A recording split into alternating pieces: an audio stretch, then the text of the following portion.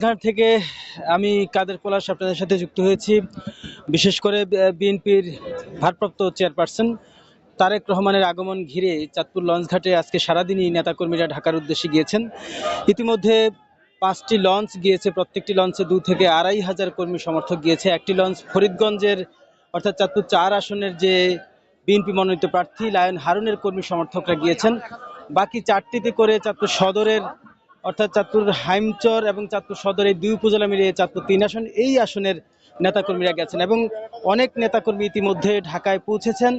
আজকে সারা দিন থেকে এখন পর্যন্ত প্রায় 25 থেকে 30 হাজার নেতাকর্মী ঢাকা পৌঁছেছেন।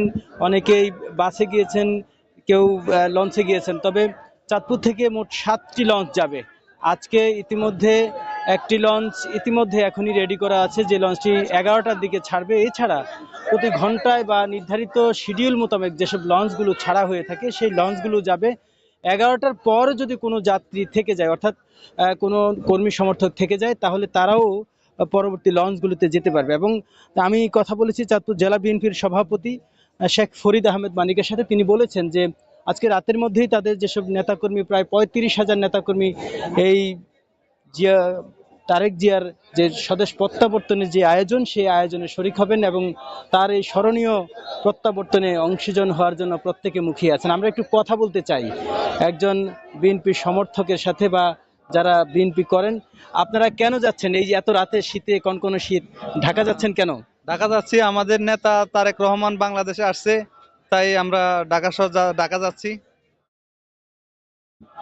আমরা আসলে সমস্যা হচ্ছে যে যারা যাচ্ছেন মূলত এখানে আহ, তারেক রহমানের যে প্রত্যাবর্তন, সেখানে যারা অংশীজন হতে যাচ্ছেন, বা এই আজকের দিনটি বা আগামীকালের দিনটিকে তারা স্মরণীয় করে রাখছেন, এই ইতিহাসের অংশীদার হিসেবে থাকতে চান। কারণ যারা এই 17 বছর তারেক জিয়াকে দেখেননি, আজকে বা আগামীকালের যেই অনুষ্ঠান, সেই অনুষ্ঠান স্থলে নিশ্চয়ই তারা নিজ চোখে তাদের এই স্বপ্নের রাজনৈতিক ব্যক্তিকে দেখবেন। সে প্রত্যাশাই আসলে চাঁদপুর থেকে দলে দলে মানুষজন ঢাকায় যাচ্ছেন। আমরা শুধুমাত্র বাস এবং লঞ্চে না, চাঁদপুর থেকে বিভিন্ন ছোট ছোট পরিবহন, বিশেষ করে প্রাইভেট কার, মাইক্রো, সেসব গাড়িগুলো কিন্তু ঢাকায় যাচ্ছে এবং সেসব গাড়িতে করে অনেক নেতাকর্মী ঢাকায় পৌঁছেছেন।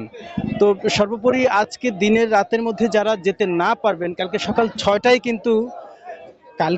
6টা থেকেও কিন্তু যাওয়ার সুযোগ আছে। কারণ এক্ষেত্রে চাঁদপুরের ঠিক 6টা থেকেই প্রতি ঘন্টায় ঘন্টায় হচ্ছে নিয়মিত যেসব লঞ্চগুলো আছে, সেসব লঞ্চ শিডিউল মোতাবেক ছাড়া হয়। যদি কোনো কারণে কোনো নেতাকর্মী না যেতে পারেন, তাহলে পরে যেতে পারবেন। তবে ইতিমধ্যে জেলা বিএনপি যেসব শীর্ষ নেতারা আছেন, তারা বলছেন যে তাদের বেশিরভাগ নেতাকর্মী ঢাকা পৌঁছে গেছেন এবং ঢাকায় যেসব নেতাকর্মী অবস্থান করেন, ব্যবসা বাণিজ্য করেন, তারাও কিন্তু কালকে সেই মহেন্দ্রক্ষণে অংশ নেবেন।